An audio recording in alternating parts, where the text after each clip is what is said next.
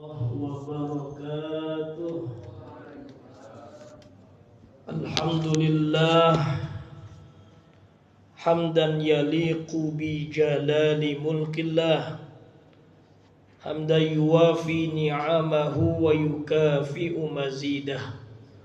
Allahumma salli wa sallim ala afdali khalqillah sayyidina Muhammad ibni Abdillah wa ala alihi wa sahbihi wa man ihtada bihudah. Amma ba'd.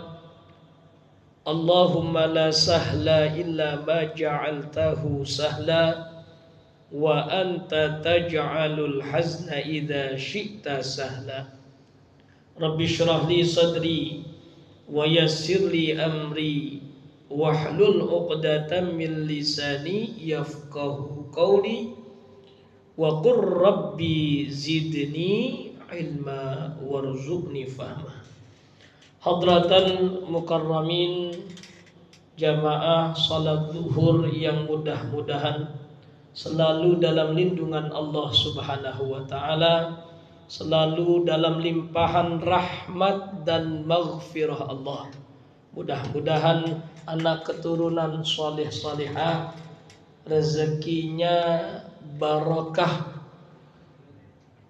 Amin ngapa? Mudah-mudahan bisa berangkat ke Mekah untuk ibadah haji dan umroh, lanjut ke kota Madinah, ziarah ke makam Rasulullah sallallahu alaihi wasallam. Amin ya rabbal alamin. Alhamdulillah, siang hari ini kita kembali duduk karena Allah, duduk karena mengamalkan sunnah Rasulullah. Tidak lupa Al-Fakir mengingatkan bahwasanya setiap kali kita hadir di rumah Allah, niatkan untuk i'tikaf.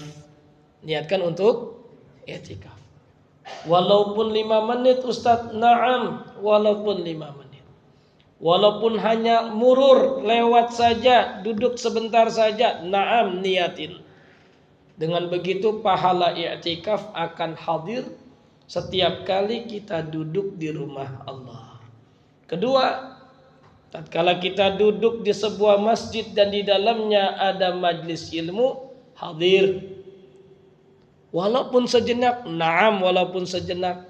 Mudah-mudahan dengan hadirnya kita di majlis ilmu, kita termasuk golongan yang dibanggakan oleh Allah.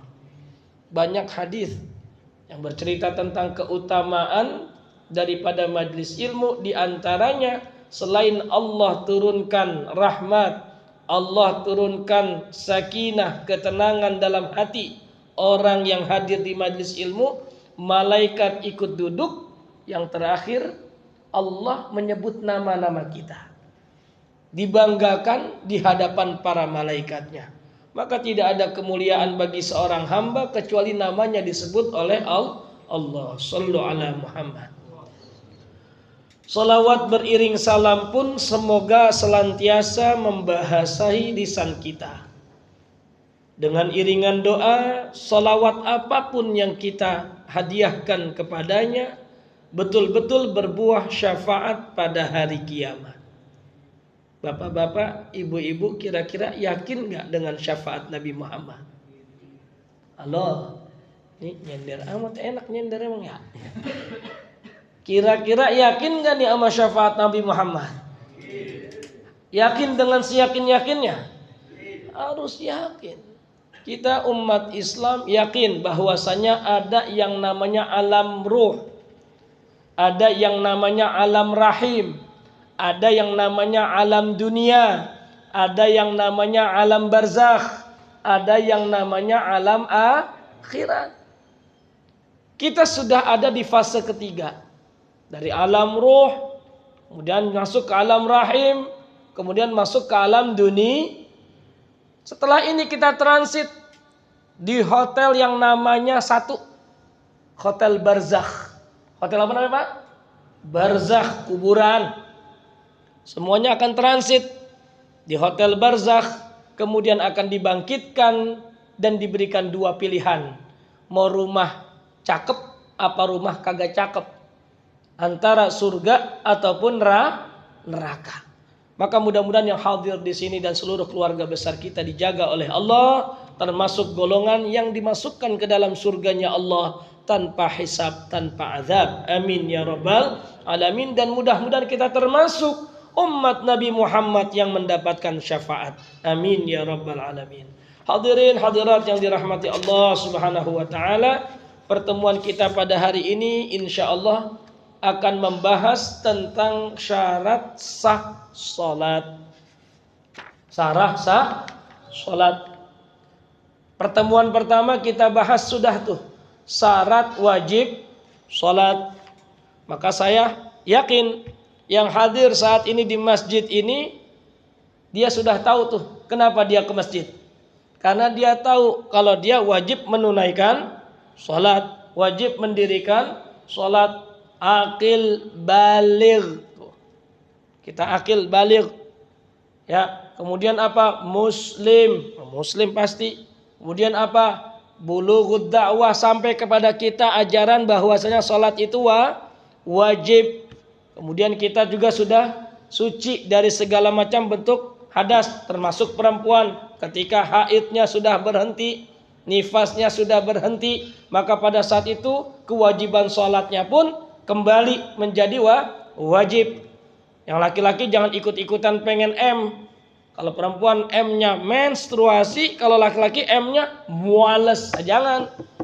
Malesnya kita nggak menggugurkan sholat, tapi menstruasinya perempuan bisa menggugurkan sholat. Maka mudah-mudahan kita selalu istiqomah dalam sholat kepada Allah Subhanahu wa taala. Sekarang kita masuk dalam pembahasan syarat sah sholat. Apa itu sholat? Sebagaimana kita ketahui bahwasanya sholat adalah segala macam bentuk perkataan perbuatan yang diawali dengan takbiratul ihram, yang diakhiri dengan salam. Itulah sholat.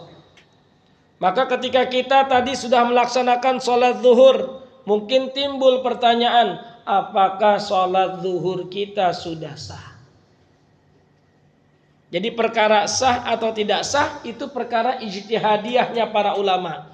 Perkara diterima atau tidak diterimanya urusan Allah. Tolong dibedakan nih. Sah atau tidak sah dibahas oleh para ulama berdasarkan nas di dalam Al-Quran, hadis-hadis baginda Nabi Sallallahu Alaihi Wasallam. Adapun perkara diterima atau tidaknya itu hak mutlak Allah. Tapi untuk mencapai derajat kita diterima amalan kita sama Allah, setidaknya hal-hal yang berkaitan dengan amalan tersebut kita pelajari, termasuk syarat sahnya sholat. Maka para ulama fikih, wabil khusus saya memberikan fikih Syafi'i, karena mazhab yang berkembang di Indonesia dari dulu adalah mazhabnya Imam Asy-Syafi'i. Dan itu bukan berarti menyalahkan mazhab yang lain. Tolong jangan disalahpahami. Tapi tujuannya adalah supaya kita bisa fokus dalam satu mazhab yang berkembang di masyarakat kita, sehingga tidak gampang menyalahkan orang lain. Hadirin hadirat yang dirahmati Allah Subhanahu wa taala. Berbicara tentang syarat sah salat. Apa itu syarat sah salat? Yang pertama, satu. Loh, Pak. Syarat sah salat Bapak yang pertama, Pak. Satu. Apa? Beriman. Wah, iya itu mah syarat untuk menjadi orang muslim juga kita kudu beriman. Apa syarat sahnya salat? Pak, kira-kira apa, Pak? Niat. Nah, niat termasuk rukun salat, Pak. Rukun salat. Apa syarat sah salat kita, Pak? Balik tadi wajib. Syarat wajib beda sama syarat sah. Nah, kan jadi bingung kan? Nah, ada syarat wajib, ada syarat sah, ada rukun, ada sunnah-sunnah di dalam sholat. Nah, ini akan kita bahas. Syarat wajib sudah tuh. Muslim, akil, baligh. Muslim termasuk beriman. Muslim, akil, baligh. Tadi bulughud dakwah, taharah minal haid. Suci dari haid dan nifas. Sampai kepada kita dakwah. Nah itu syarat wajib apa? Sholat. Nah sekarang syarat sah sholat. Ayyuh, barakallahu fiik. Satu, mengetahui apa? Waktu masuknya sholat. Yang pertama, Bapak mau sholat zuhur, lama nunggu jam 12, repel di jamak aja. Kan di dalam fikih ada sholat jamak. Saya mau buat jamak baru, jamak duha sama zuhur. Jadi duzu. Boleh? Enggak boleh. Inna salata kanat 'alal mu'minina kitaban mauquta. Inna salata, sesungguhnya salat, kanat 'alal mu'minin, itu wajib bagi orang-orang yang mengaku beriman, kitaban mauquta, sesuai dengan waktu yang ditentukan.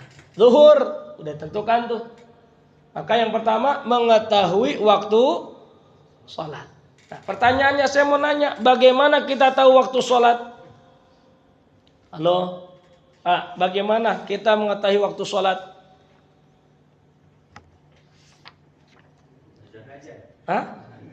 Dengan apa? Yang pertama disyaratkan, Pak, mengetahui waktu sholat dengan yakin. Ini cara pertama nih. Dengan apa, Pak ya? Maka kalau ada orang sholat, udah zuhur belum ya? Sholat aja, batal. Sholat yang dibangun di atas keraguan, batal. Ini hati-hati. Maka harus yakin. Ma'rifatu dukhuli waqti sholati biyakinin, dengan keyakinan. Harus apa, Pak? Yakin. Jangan ragu-ragu. Mah, ayo sholat bareng papa. Ayo, Pak. Emang udah masuk? Udah, sholat aja. Insya Allah udah masuk. Insya Allah dia tidak yakin dalam hatinya, batal.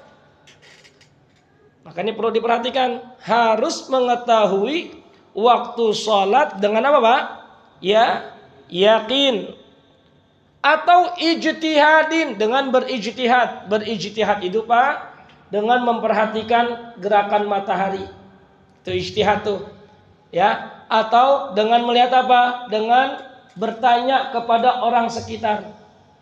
Saya di sini tanya sama Pak Gondo, saya bukan orang sini misalnya, tanya, Pak, mohon maaf, sudah waktu zuhur belum? Sudah, alhamdulillah. Saya sholat, tapi belum azan, Ustadz. Nah ini, azan tidak melulu menunjukkan waktu masuk sholat. Terkadang udah masuk waktu sholatnya kagak azan-azan, ada. Marbotnya masih ngupi. Nah, ada nih, nauzubillah kalau kejadian pas Ramadan nih yang saya wanti-wanti nih. Lagi Ramadan marbotnya masih enak sahur. Ya kan?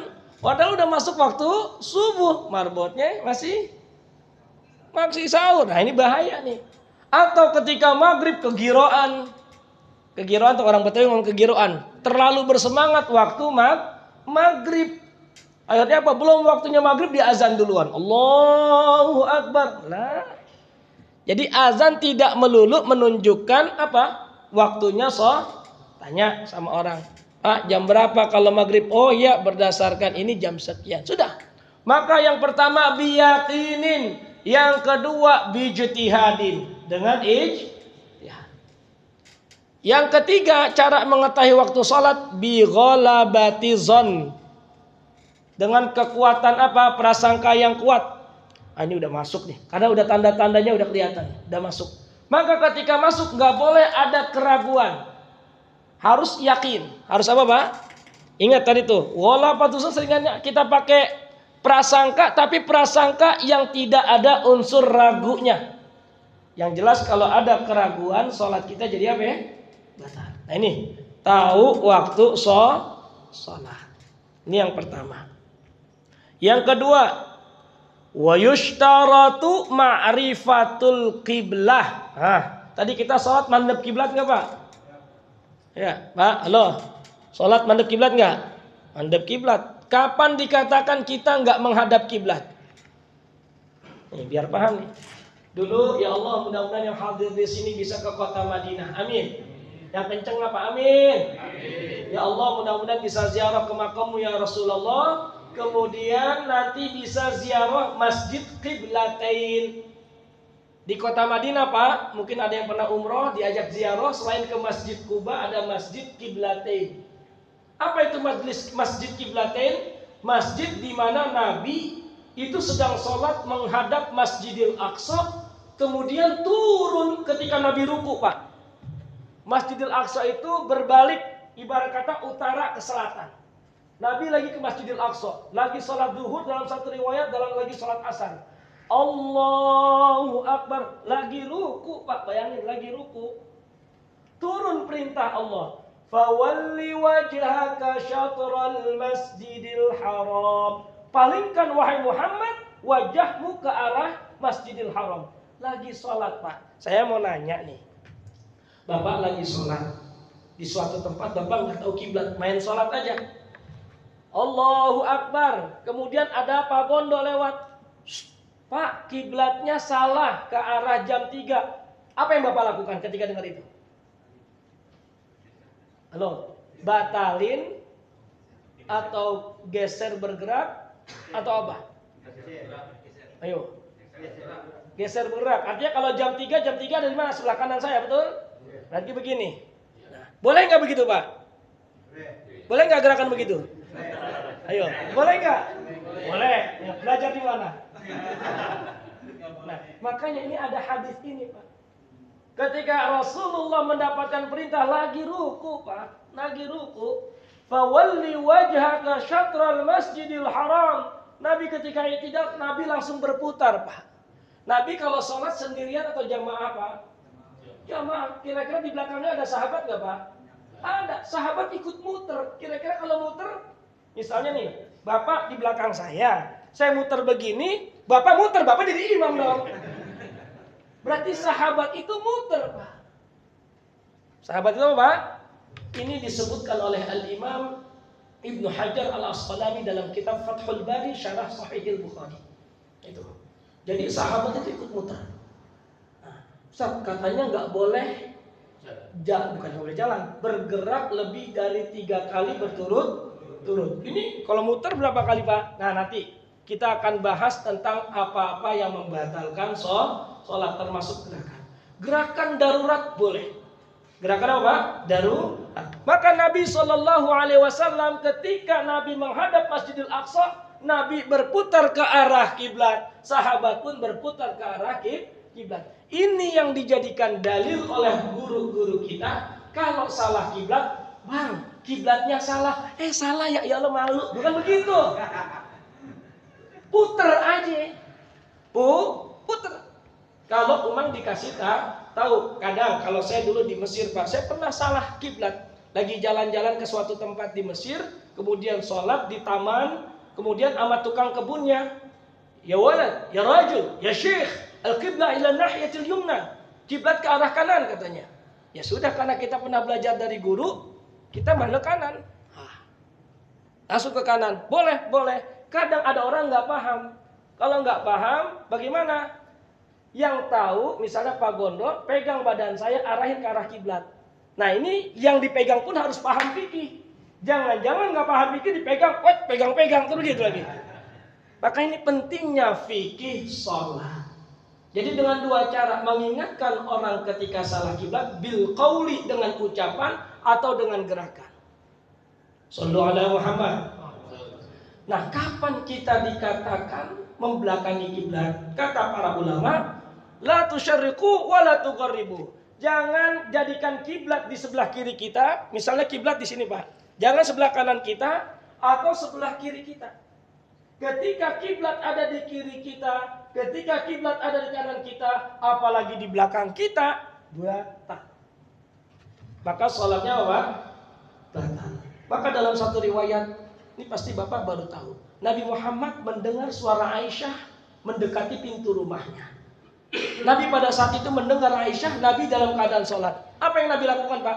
Nabi maju buka pintu. Ada nggak yang sholat buka pintu di mana? Halo? Walaupun nanti ada pembahasannya, kok Nabi sholat buka pintu? Dalam satu penjelasan, karena arah buka pintunya tidak membelakangi kiblat. Shallu ala Muhammad. Nah, intinya sekarang yang simpel dulu aja. Yang jelas syarat sah sholat adalah 1 tadi mengetahui waktu sholat dengan yakin dengan ijtihad atau prasangka yang kuat. Yang kedua, mengetahui arah kiblat. Ini wajib. Maka ketika salah dikasih tahu, udah tinggal pindah. Nah, sekarang kalau seandainya sudah sholat dan kiblatnya salah. Bapak udah sholat nih, kiblatnya salah. Dikasih taunya setelah sholat. Apakah Bapak wajib mengulang?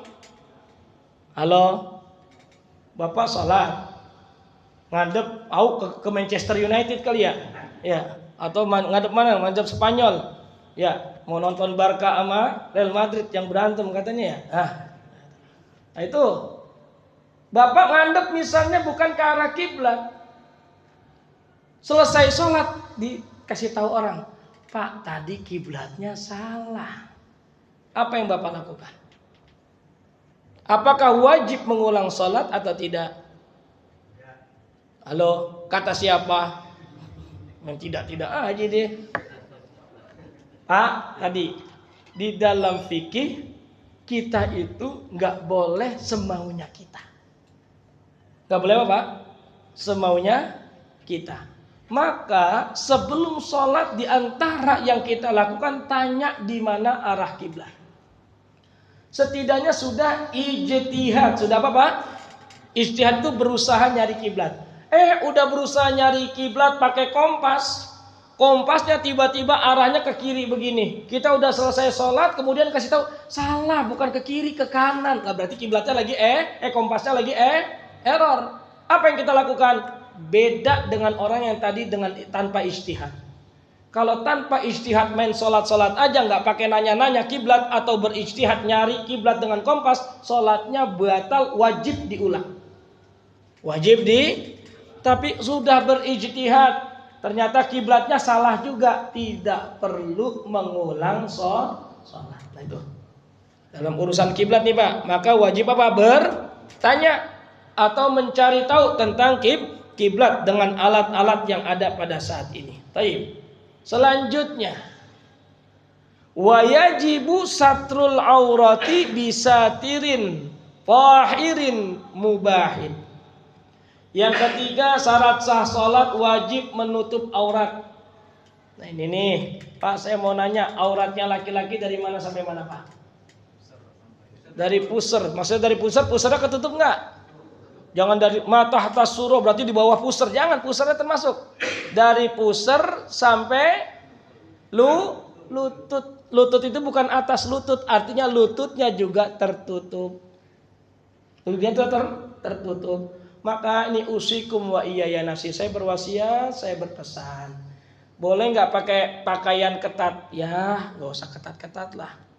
Apalagi kadang pakai kaos laki-laki yang cuman sampai pinggang doang ada ya. Pas ruku ketarik tuh bagian pantatnya sampai celengannya kelihatan. Ini mohon maaf, kadang saya pernah sholat, ya Allah sampai celengannya kelihatan. Maka pada saat itu mohon maaf, tanpa sadar sholatnya tidak sah. Kenapa? Karena terbuka aurat. Nanti ada hal-hal yang membatalkan sholat. Apa? Terbukanya aurat dan tidak ditutup langsung. Mau bagaimana ditutup, Pak? Celananya ketarik ke bawah, bajunya ketarik di atas. Mau begini-begini kan nggak mungkin. Susah. Maka ketika sholat, alhamdulillah di beberapa masjid kayaknya di sini sudah ada menyediakan baju-baju untuk menutup aurat, baik laki-laki maupun perempuan. Dan ini baik, bukan bid'ah. Minjemin baju orang untuk sholat, insya Allah pahala yang beliin baju mengalir selama orang-orang sholat karena Allah Subhanahu wa ta'ala. Maka auratnya laki-laki dari pusar sampai dengkul, usahakan tertutup. Dan ini bukan berarti boleh dong tas sholat telanjang, yang penting aurat tertutup. Ya nggak begitu juga. Kita lagi menghadap Allah, pakai pakaian terbaik kita, pakai wangi-wangian. Sebab apa? Malaikat itu dekat dengan orang yang wangi. Dengan orang yang wangi. Shallu ala Muhammad. Kemudian pakai pakaian yang menutup aurat, yang mana pakaian tersebut satu harus dipastikan suci, tohir. Kemudian mubah di sini artinya bukan pakaian curian. Hati-hati Pak, Bapak sholat pakai baju temen, agak ngomong-ngomong, Ya, pakai aja dah. Sholat, ya mohon maaf. Sholat dengan pakaian yang menutup aurat kita dan pakaian itu bukan pakaian yang mubah, dalam mazhab Syafi'i dikatakan batal sholatnya. Batal sholatnya karena kita memakai pakaian yang menutup tapi tidak mubah, tapi haram. Pakaiannya punya siapa? Punya orang lain. Nah ini, maka dikatakan bisa tirin tahirin mubahin, dengan penutup yang suci, yang bersih, yang mubah. Mubah artinya bukan dari pakaian yang diharamkan. Selanjutnya, itu tadi yang ketiga. Yang pertama tadi apa Pak? Syarat sahnya sholat 1, mengetahui waktu sholat dengan yakin, ijtihad atau apa, prasangka yang lebih, yang kuat. Yang kedua, mengetahui arah kiblat. Dengan cara apa? Dengan berijtihad. Kemudian yang ketiga, menutup aurat dengan penutup yang suci dan diperbolehkan. Yang keempat, wa yajibu raf'un najasah, wajib menghilangkan najis. Ya, najis di sini artinya pastikan nih, minats tsaubi, dari pakaian kita, wal badani, dan badan kita, wal makani, dan tempat kita. Nah ini 3 hal nih Pak.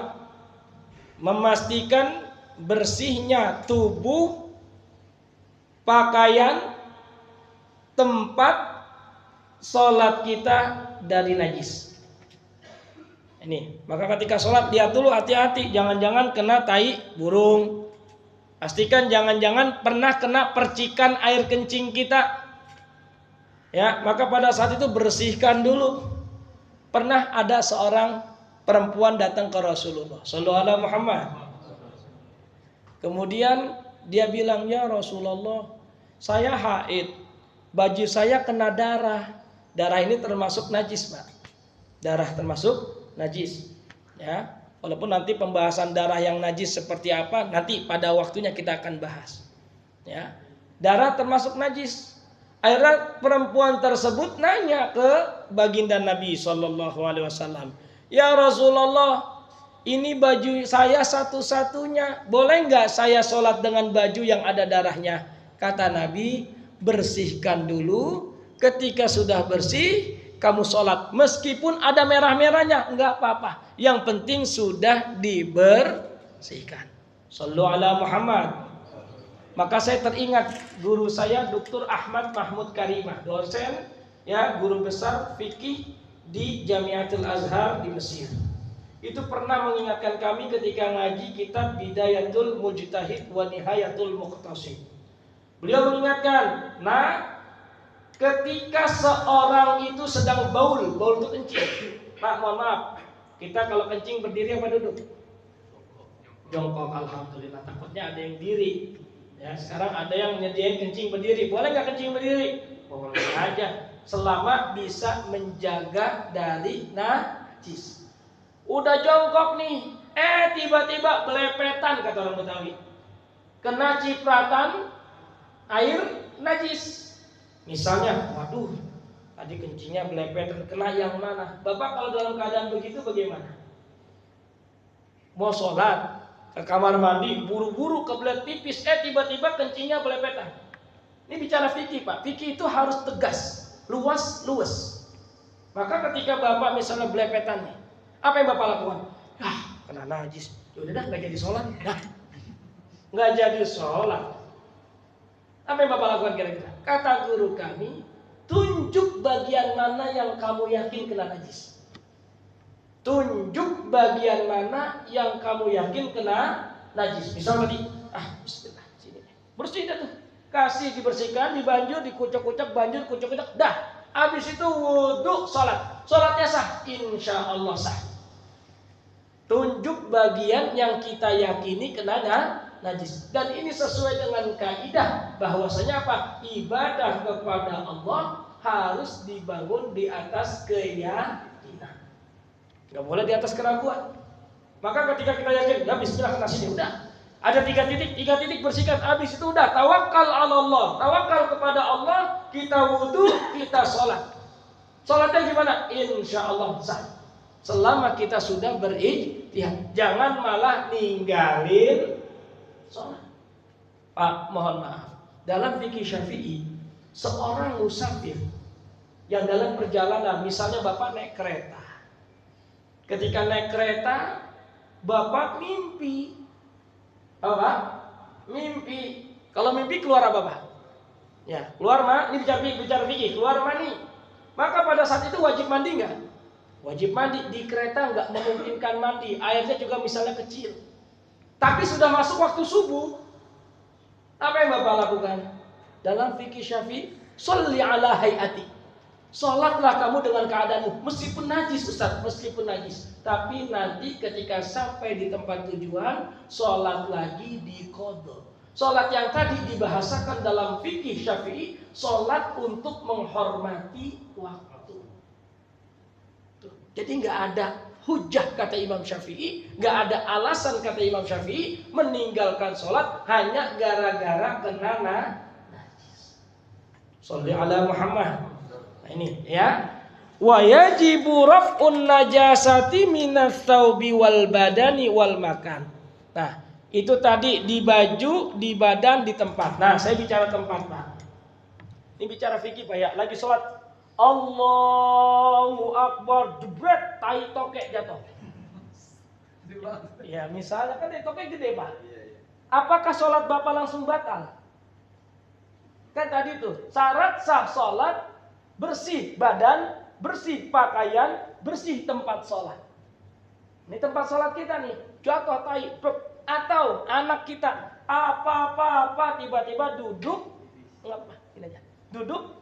Ketika duduk, ya kan, lah bau pesing, bau apa? Atau kelihatan, ya dia ngompol. Apakah sholat kita langsung batal? Tidak. Maka pada saat itu kita tinggal pindah tempat. Tinggal apa? Pindah tempat. Jadi tempat yang dimaksud adalah ketika tempat injak kita, tempat sujud kita itu kena najis. Kenapa, Pak? Najis. Maka pada saat itu tidak bisa kita jadikan sholat. Kalau kita paksakan sholat di tempat yang najis, sholat kita tidak sah. Bisa dipahami, Pak? Jadi ketika misalnya Bapak lagi sholat, Allahu Akbar, jatuh, ya sudah tinggal geser ke kanan atau geser ke kiri atau mundur. Hindari najis tersebut. Yang jelas kita tidak sholat di atas tempat yang ada najisnya. Sekarang kejadian begini, Ustaz. Saya masuk ke dalam masjid. Tiba-tiba pas saya sujud bau pipis kucing, kan? Ini kadang yang suka kucing tahu nih, bisa beda ini. Nah, ini bau pipis kucing nih. Kucing kan kalau pipis nggak ngomong-ngomong. Betul, Pak? Yang tiba-tiba pipis masuk ke masjid, dia pipis. Kita nggak tahu pipisnya di mana. Mungkin juga DKM-nya nggak tahu. Akhirnya apa? Pas kita salat, bau pipis nih. Salat kita sah atau tidak?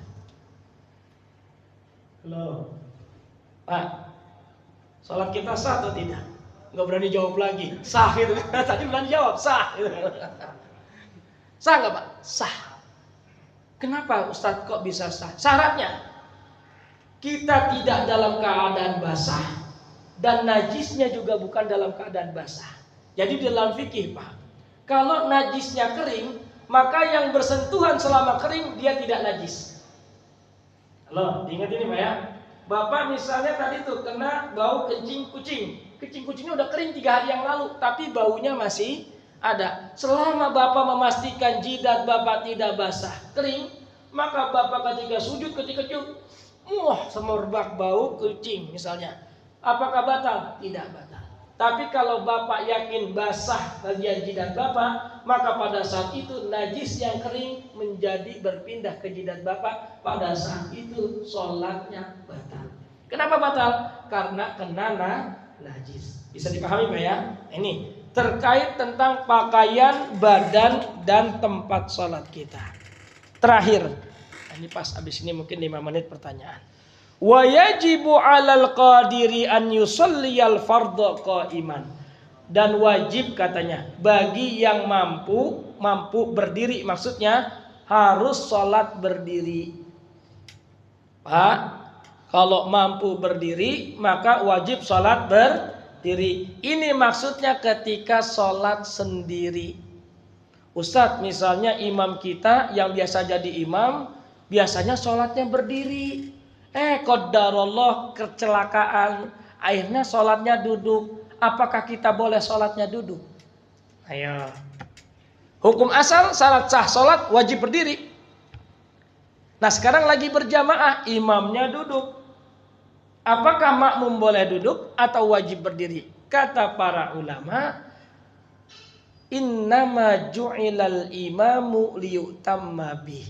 Imam dijadikan imam untuk diikuti. Maka kalau imamnya duduk, karena berdasarkan hadis ini, kata para ulama boleh duduk.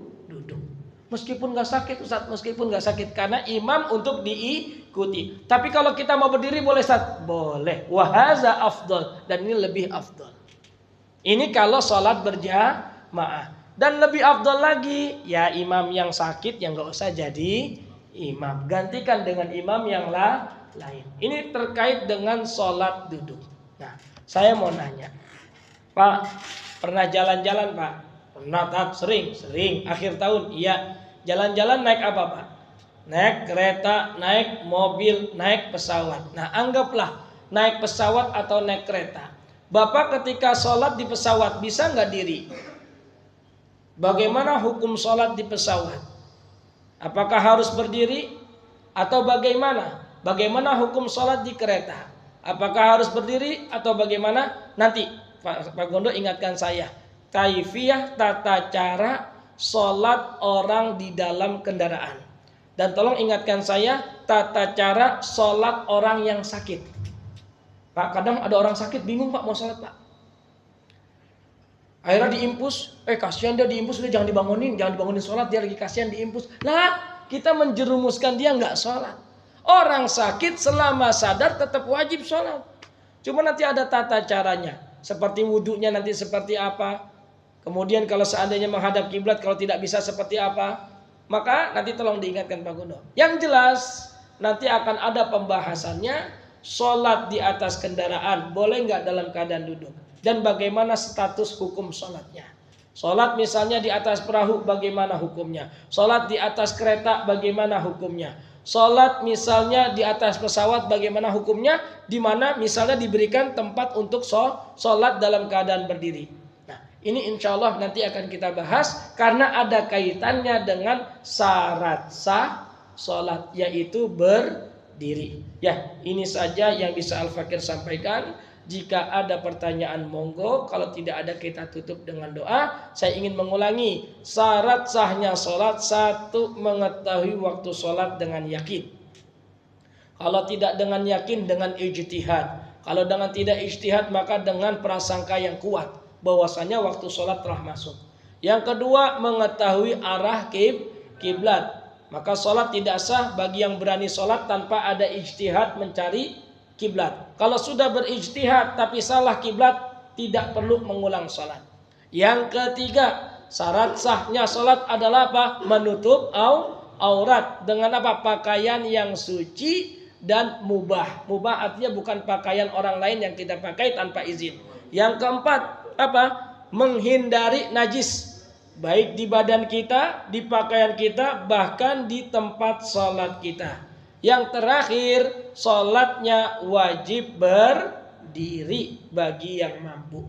Kalau nggak mampu bagaimana? Ya boleh duduk. Kalau nggak boleh duduk bagaimana? Kalau nggak mampu duduk bagaimana? Boleh sambil tiduran. Ya. Wassallallahu ala sayyidina Muhammadin wa ala alihi wa sahbihi wa baraka wa salam. Ada pertanyaan? Ya, silakan Pak. Nah.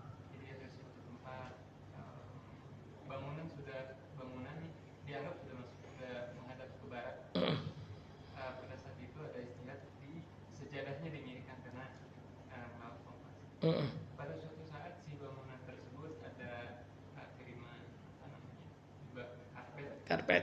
Pasangannya karpet tapi sesuai dengan sudut yang bangunan. Jadi tidak serok. Seperti apa absahan sholat? Nah, baik. Ya. Ini menarik. Pak, kalau sholat di kiblat, sholatnya ngadep-ngadepan nggak Pak? Ini kiblat bentuknya kan kotak Pak, ya anggap kotak nih Pak, ini persegi panjang, anggap kotak. Di sini Hajar Aswad, di sini rukun Iraqi, rukun Syami, rukun Yamani. Ini kiblat. Bapak sholat di sini, saya sholat di sini, kayak ngadep-ngadepan nggak Pak? Tapi sama-sama menghadap kiblat. Maka dalam fikih Syafi'i, kalau sholat di Mekah wajib menghadap kiblat. Menghadap kiblatnya itu ainul kiblat, benar-benar kita ngelihat kiblat. Tapi yang di luar kota Mekah bagaimana syaratnya? Arah kiblat. Maka tadi indah. Allah itu ajarannya penuh dengan cinta. Allah membahasakan Nabi ketika sholat, fawalli wajhaka, ada kata-kata syatroh. Syatroh itu ke arah bukan ainul kiblat. Saya mungkin ya kalau anggap 75%, 99% ini menghadap kiblat, mungkin 1%-nya ini miring dikit dari kiblat. Betul apa betul?